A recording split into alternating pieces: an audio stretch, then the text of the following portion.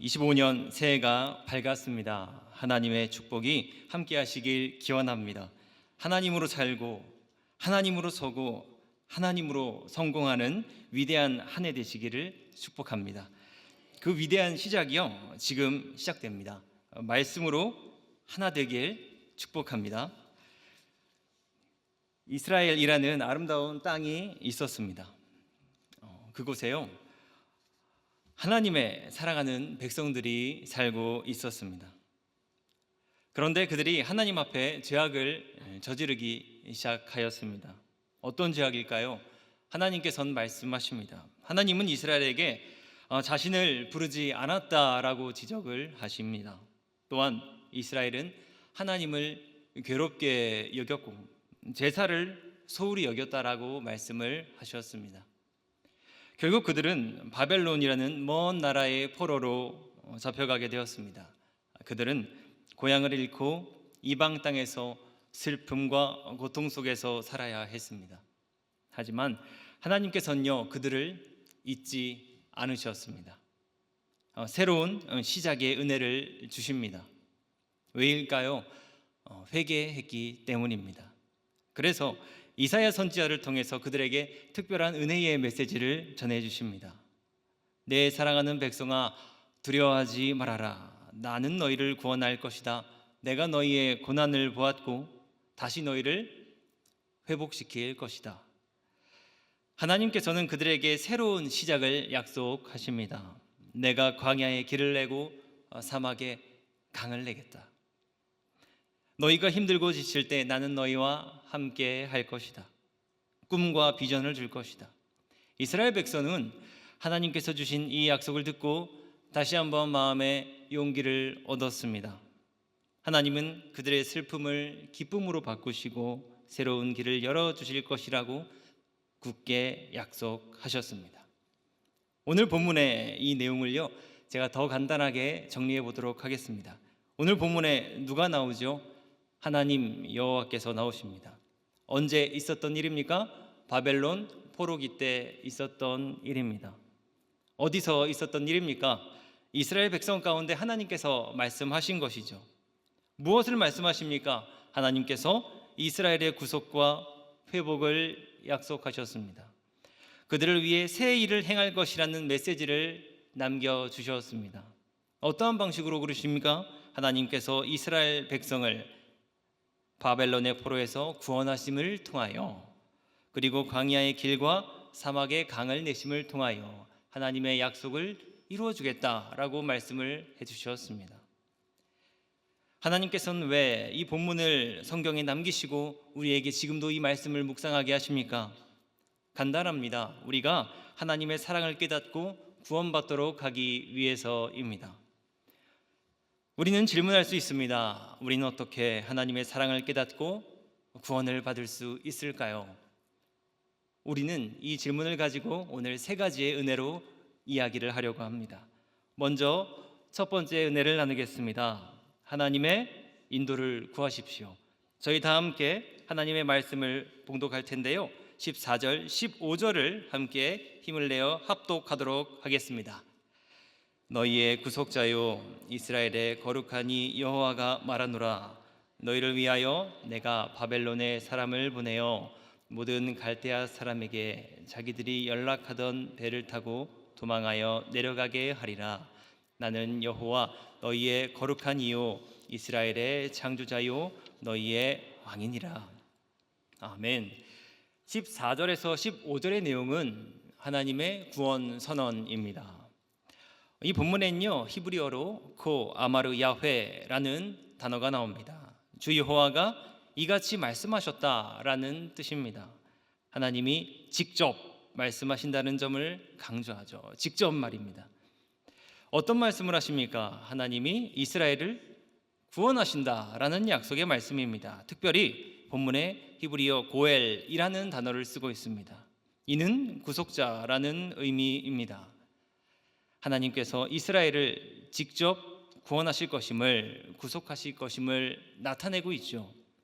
15절에서는요 멜레크 이스라엘이라는 히브리어를 이야기하시면서 이스라엘의 왕인 내가 너희를 직접적으로 보호하고 인도하겠다라고 말씀을 하십니다. 그냥 인도하시는 게 아니라요, 내가 사랑하는 너희를 내가 직접 인도하겠다라는 하나님의 친밀한 사랑을 나타내고 있는 것입니다. 하나님의 이 친밀한 사랑의 모습은요, 성경에서 아주 자주 등장하고 있습니다. 이사야 40장을 보면요, 하나님은 이스라엘 백성에게 위로의 메시지를 전하십니다. 이때 바로 직접적인 하나님의 개입이 나타납니다. 이렇게 말씀하면서 말이죠, 제가 봉독해 보겠습니다.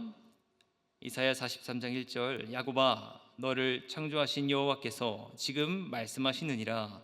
이스라엘아 너를 지으신 이가 말씀하시느니라. 너는 두려워하지 말라. 내가 너를 구속하였고 내가 너를 지명하여 불렀나니 너는 내 것이라. 너를 지명하여 내가 너를 불렀나니 너는 나의 것이라. 참으로 은혜스러운 사랑의 말씀입니다. 또한 저희가 출애굽기에서 이스라엘 백성이 애굽에서 탈출한 내용이 나오죠. 이스라엘 백성은요, 도망가고 도망하다 어디 앞에 섭니까? 홍해 앞에 섭니다. 이때 하나님께서는요, 홍해를 가르십니다. 그리고 백성들이요, 홍해를 건너게 하십니다. 이스라엘 백성이 홍해를 건널 수 있었던 이유가 무엇입니까? 하나님의 권능이 이 땅에 친히 임했기 때문입니다.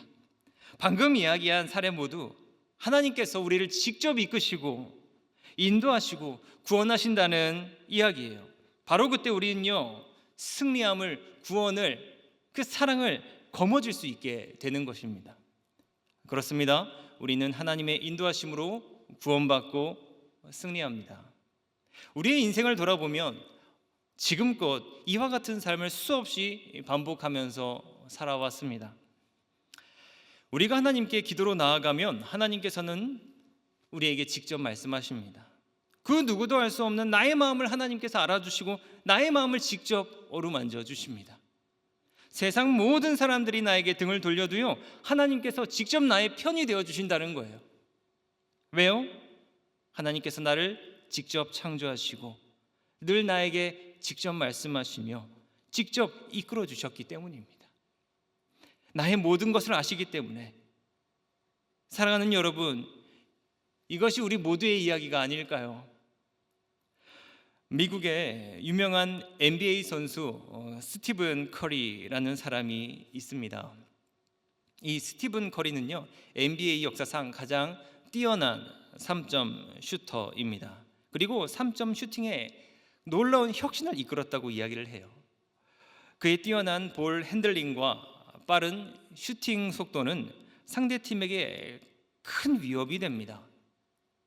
그는 3회의 NBA 챔피언과 2회 MVP 수상 경력을 가지고 있습니다. 그래서 리그에서 엄청난 영향력을 가지고 있습니다.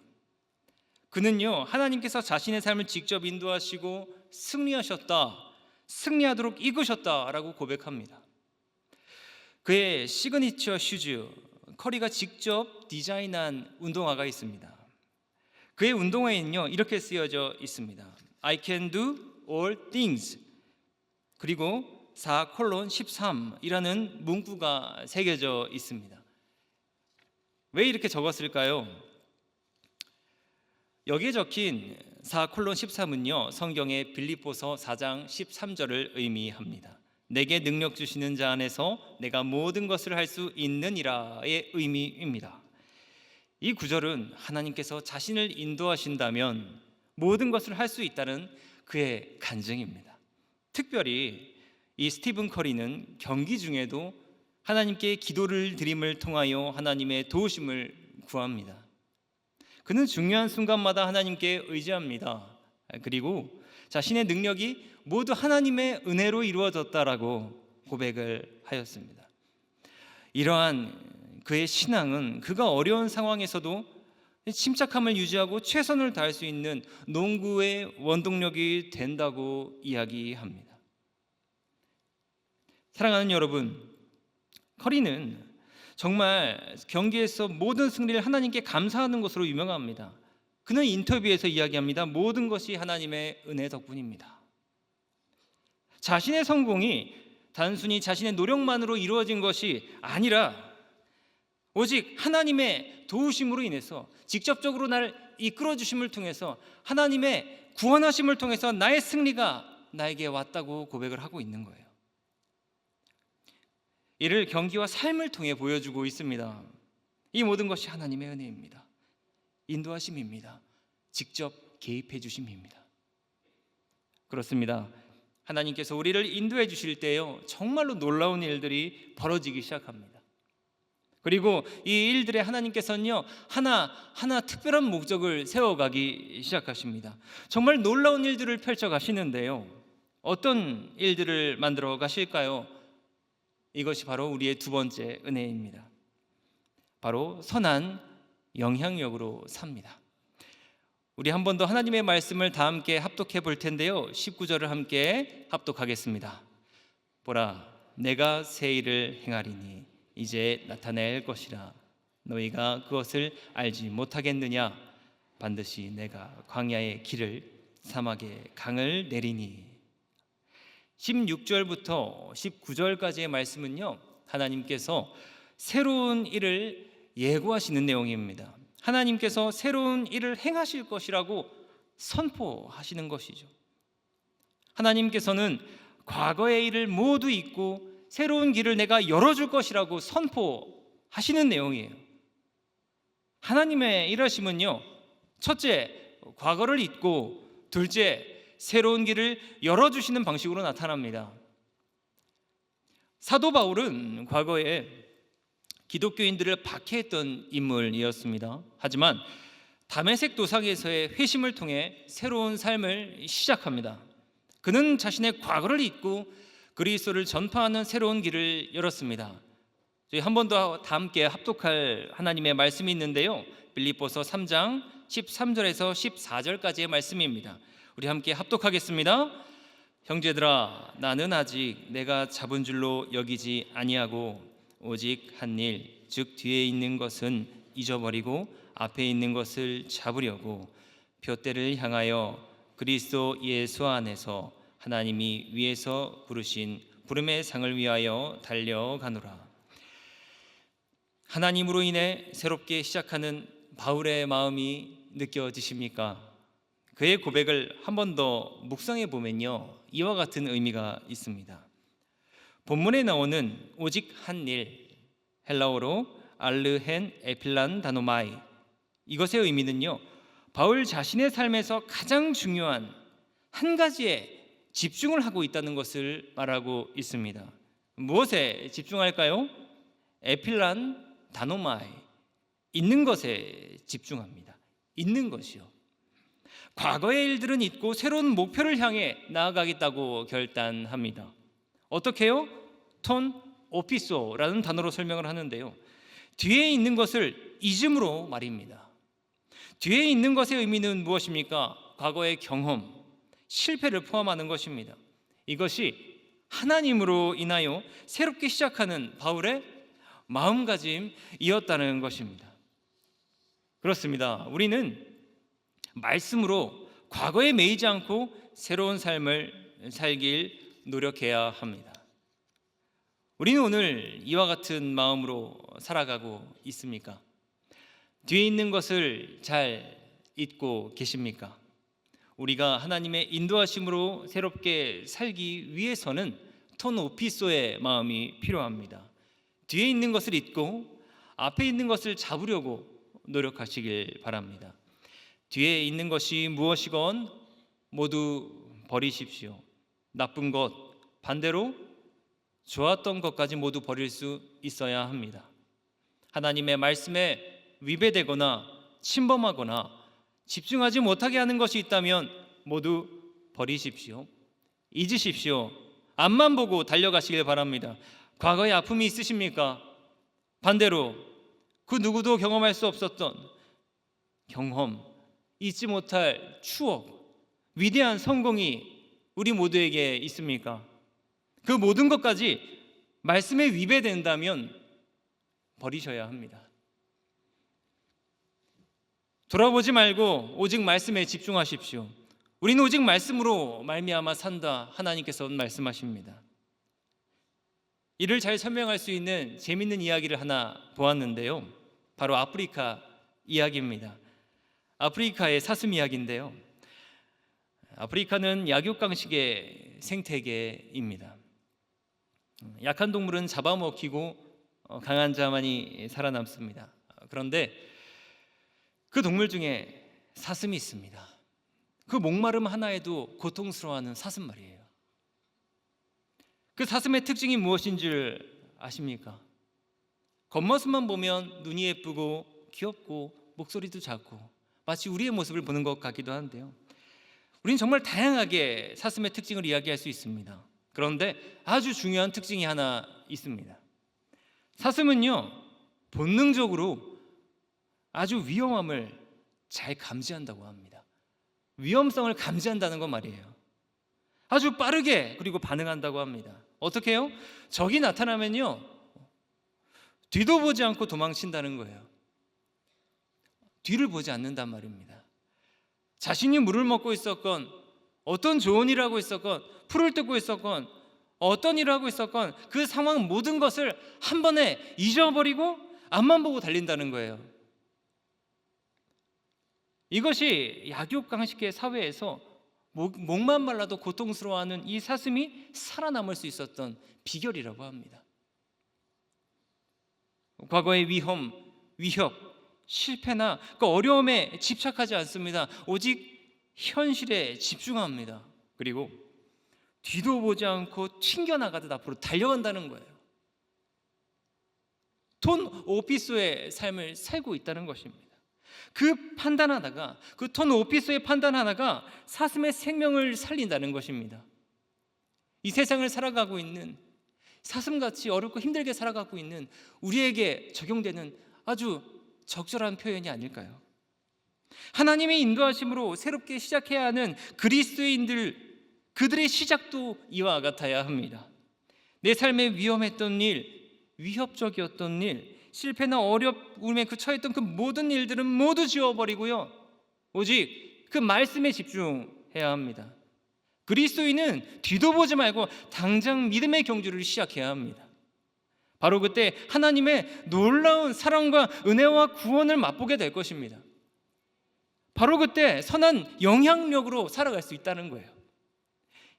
이 믿음의 판단이요, 우리의 인생을 구원합니다.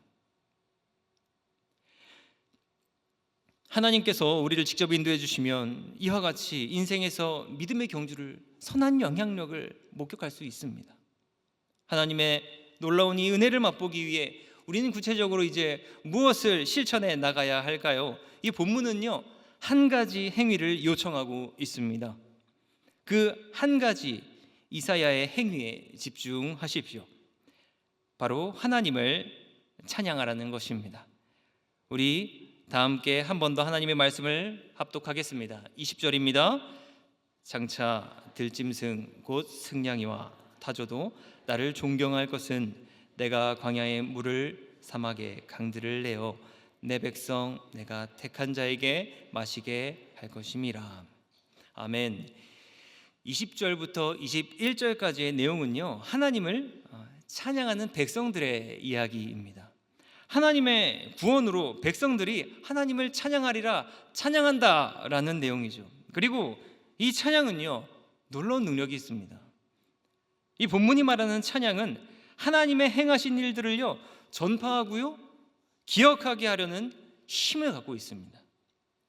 본문에서 말하는 찬양은 하나님을 기억하고 사람들에게 하나님의 능력을 알리는 힘이 있습니다. 이는 이사야와 시편에서 말하고 있는 찬양의 능력인데요, 제가 하나님의 말씀을, 그 능력을 증명하는 하나님의 말씀을 제가 한번 봉독해 드려 보겠습니다. 먼저 시편 105편에 나옵니다. 여호와께 감사하고 그의 이름을 불러하라며 그가 하는 모든 일을 만민 중에 알게 할지어다. 그에게 노래하며 그를 찬양하며 그의 모든 기이한 일들을 말할지어다. 시편 96편 말씀을 봉독하겠습니다. 여호와께 노래하며 그의 이름을 송축하며 그의 구원을 날마다 전파할지어다. 이사야 12장 말씀도 제가 봉독하겠습니다. 그날에 너희가 또 말하기를 여호와께 감사하라. 그의 이름을 부르며 그의 행하심을 만국 중에 선포하며 그의 이름이 높다 하라. 찬양의 정말 놀라운 힘을 잘 표현해 준 하나님의 말씀입니다. 하나님의 일하심을 기억하게 합니다. 세상의 위협과 위험이 아니라요, 오직 하나님의 능력, 사랑, 평화를 기억하게 하는 것이 찬양이라는 것입니다. 과거의 슬픔과 우울과 정말 고통이 아닌 오직 하나님의 기쁨과 사랑과 그 능력을 기억하게 한다는 것입니다. 찬양은요, 하나님을 기억하게 한다는 능력이 있다는 거예요. 그렇습니다. 우리는 찬양을 통해 과거를 지우고 앞서가신 예수 그리스도의 삶을 살게 됩니다. 이 말은 곧 하나님을 기억하는 삶이라는 것이 과거의 아픔을 지우는 비결이라는 것이에요. 이건 하나님의 말씀입니다.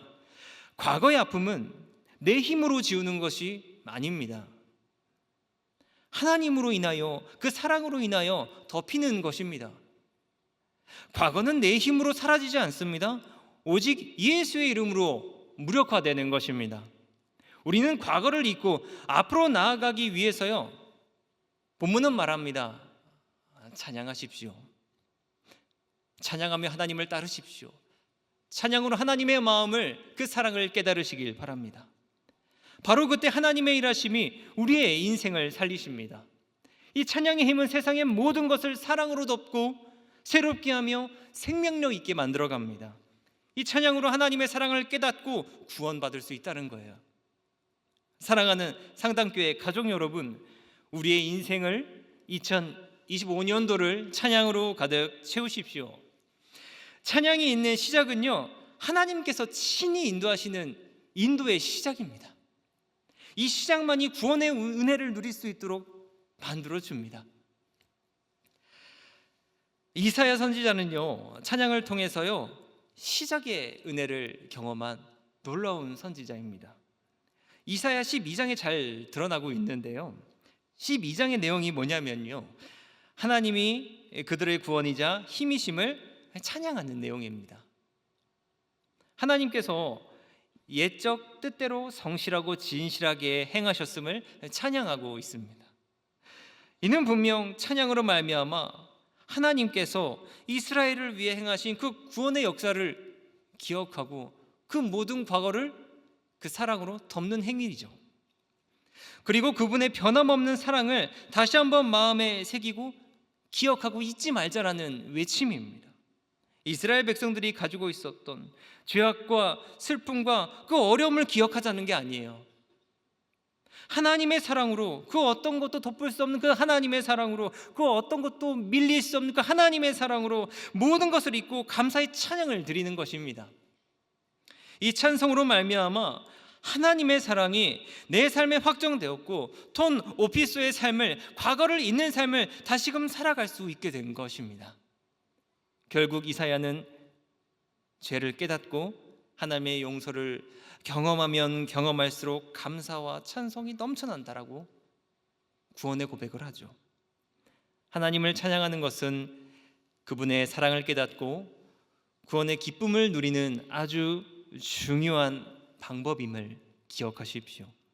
시작의 은혜가 찬양으로 시작된다는 것을 기억하시길 바랍니다. 2025년도 그 넘치는 하나님의 은혜가 우리 모두와 함께 하시길 주님의 이름으로 간절히 축복합니다. 기도하겠습니다. 사랑이 참 많으신 하나님 아버지, 우리가 하나님의 인도하심을 구하는 하나님의 거룩한 백성 되게 하여 주시옵소서. 2025년도 그 시작의 은혜가 하나님을 찬양함을 통하여 우리에게 임하게 하여 주시옵소서. 직접 인도하시고 이끌어 주시는 그 놀라운 하나님의 사랑을 깨닫는 우리 되도록 인도하여 주시옵소서. 늘 선한 영향력으로 우리 이끄시는 주 예수 그리스도의 이름으로 간절히 기도드리옵나이다. 아멘.